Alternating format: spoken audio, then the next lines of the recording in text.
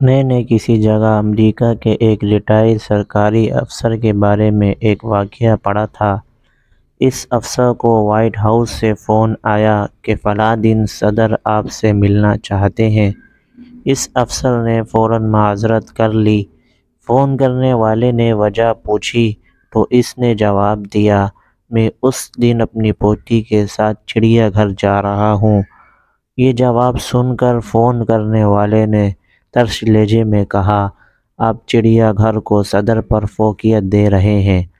Retire افسر نے نرمی سے جواب دیا، نہیں، میں اپنی پوتی کی خوشی کو صدر پر فوقیت دے رہا ہوں۔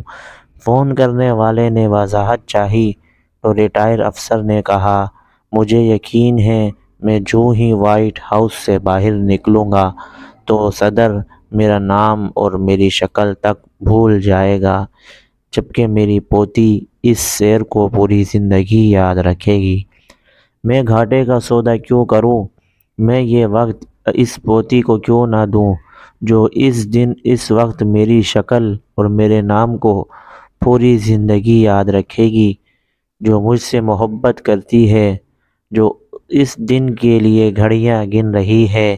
میں نے جب یہ واقعہ پڑھا تو میں نے کرسی کے ساتھ ٹیک لگائی اور آنکھیں بند کر کے دیر تک سوچتا رہا۔ ہم میں سے 99% لوگ زندگی بھر گھاٹے کا سودا کرتے ہیں۔